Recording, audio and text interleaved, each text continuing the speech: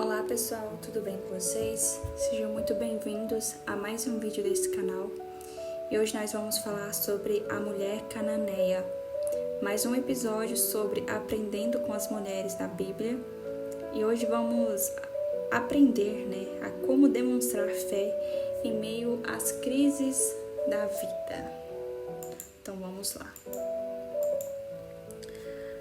Os especialistas que investigavam a possessão demoníaca nos tempos do Novo Testamento e os que fazem atualmente identificaram 3 características de uma pessoa endemoniada. Primeiro, os traços faciais são distorcidos, às vezes a tal ponto que a pessoa fica irreconhecível. Junto com isso, a pessoa endemoniada contorcerá o corpo, em alguns casos, ou se agitará fisicamente. Segundo, a voz se modifica,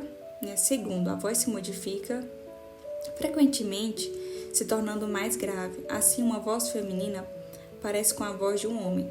Terceiro, a pessoa demonstra uma personalidade diferente. Uma pessoa religiosa pode tornar-se grosseira ou obscena. Uma pessoa gentil pode se tornar agressiva e cruel. Uma pessoa refinada pode usar apenas linguagem vulgar. Uma filha endemoniada, que terrível deve ter sido para a mãe ver sua garotinha se tornar alguém irreconhecível para ela. Ver o brilho de seus olhos substituído por uma dureza cintilante. Ver seu sorriso deformando-se em algo sinistro. Ouvir a voz que não era a voz de sua filha querida. Observar uma personalidade que era estranha e repulsiva. Para onde sua menininha havia ido? O que tinha saído errado? Em quais aspectos ela falhara como mãe?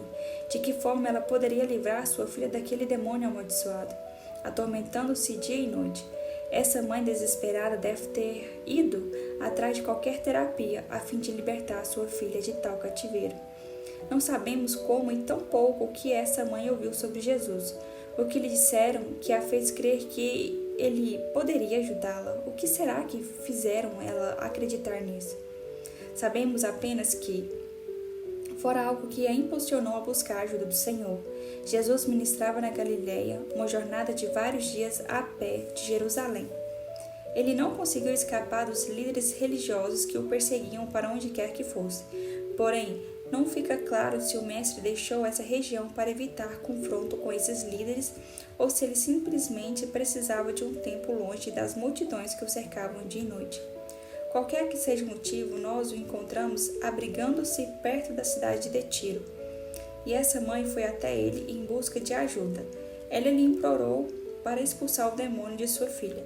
No entanto, o texto narra uma reação do nosso Jesus Cristo que nos choca. Não gostamos de pensar em nosso Senhor como alguém indiferente à necessidade de uma pessoa. Preferimos um Salvador que sempre esteja pronto para nos salvar, disposto a ouvir nossas orações. No entanto, na primeira vez que essa atordoada mãe se aproxima do Senhor, ele a ignorou. Mas a mulher não desistiu.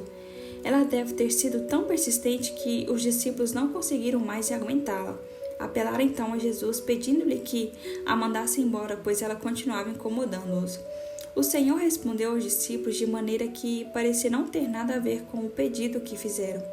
O mestre simplesmente declarou que sua prioridade eram os israelitas.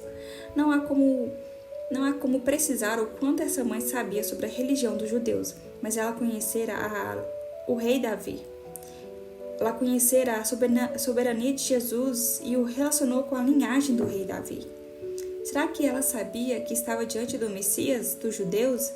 Não sabemos, mas o jeito como ela se dirigiu a Jesus indica que sabia algo sobre quem ele era, e isso a fez perseverar diante do silêncio e em seguida da exclusão. As palavras de Jesus não parecem ainda mais duras? Não importa como as interpretamos, ele parece insultar essa mulher ao usar uma analogia envolvendo cachorros. Em essência, ele estava lhe dizendo que os judeus precisavam ser alimentados primeiro.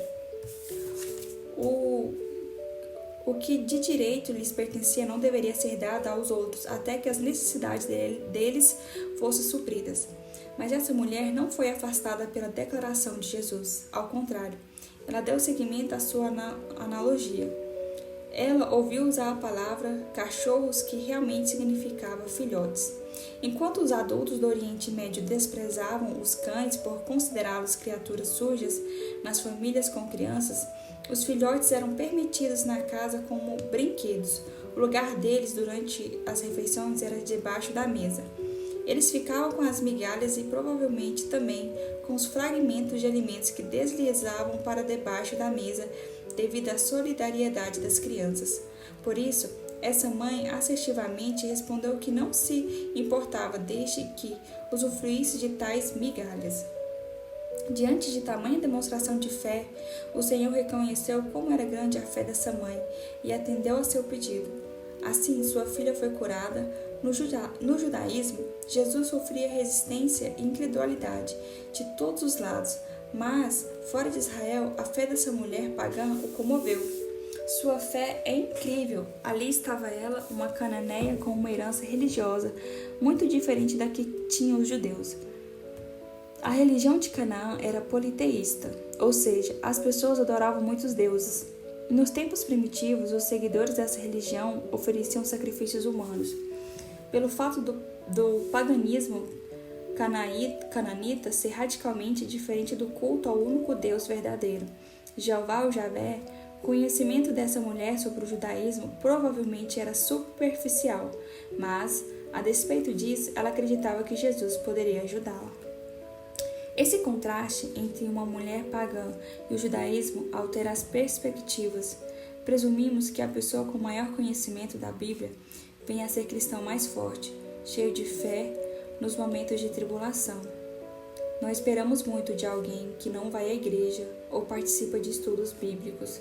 Porém, aqui nos deparamos com a fé persistente e forte dessa mulher sem instrução, nem vivência espiritual. Em contrapartida, vemos o grande apóstolo Pedro, aquele que serviu como líder dos 12 discípulos, o grande pregador do Pentecoste. No Pentecoste, a quem Jesus comissionou dizendo: alimente minhas ovelhas. Sendo repreendido: por que você duvidou? Deus fará vista grossa à falta de conhecimento, mas não à incredulidade. Pequena fé, grande fé. Podemos pensar: sim, sou mais parecida com Pedro do que com a mulher cananeia. Minha fé não é muita, ela oscila como um pêndulo. No momento estou caminhando sobre as águas, no outro momento estou afundando com a água até o pescoço.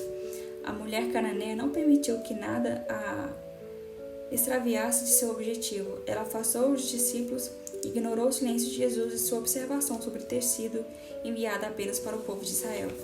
Ela simplesmente se recusou a deixar que a circunstância a desviasse de seu propósito. Anime-se, um pouquinho de fé ainda é fé. Uma gota de água é água em cada partícula, tanto quanto um reservatório de água. Uma fagulha é fogo, tanto quanto uma labareda.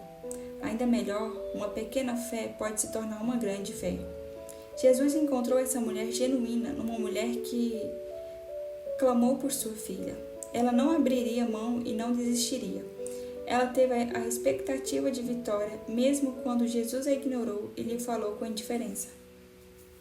Essa mãe simplesmente não aceitou o não como resposta.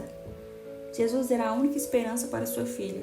Ela viu luz na escuridão e esperou como se Jesus estivesse lhe feito uma promessa em vez de uma recusa. Charles Spurgeon observou que a grande fé pode ver o sol à meia-noite. A grande fé pode obter colheitas no inverno rigoroso. A grande fé pode encontrar rios em lugares altos. A grande fé não depende da luz do sol.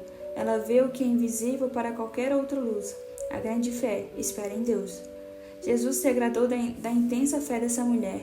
Ele olhou para sua fé do jeito que um joalheiro olha para uma pedra rara, ainda sem ser polida. Ele a aprovou como um ourives experimentado. Apara e esmerila as impurezas para retirá-las da superfície da gema, pelo seu silêncio e por sua recusa.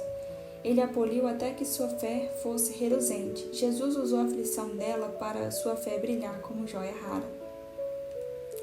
A crise dessa mulher, uma filhinha endemoniada, levou a Jesus Cristo. Sem essa crise, ela poderia ter vivido e morrido e nunca ter encontrado o Salvador. As crises podem ser um mecanismo de Deus para nos direcionarem às novas maneiras de pensar a respeito dele e para aumentar a nossa confiança no Senhor. Embora prefiramos a saúde, a doença pode ser boa se nos levar até Deus.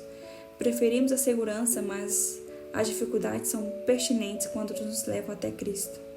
Uma mulher cananeia, cujo nome desconhecemos, uma estrangeira, nos faz lembrar que, em meio às experiências de crises, podemos esperar e confiar em Deus porque Ele é o único que é digno de confiança.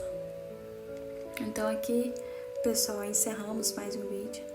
Espero que o Senhor tenha falado ao seu coração, que você tenha uma semana abençoada, cheia da presença do Senhor. Em nome de Jesus, amém.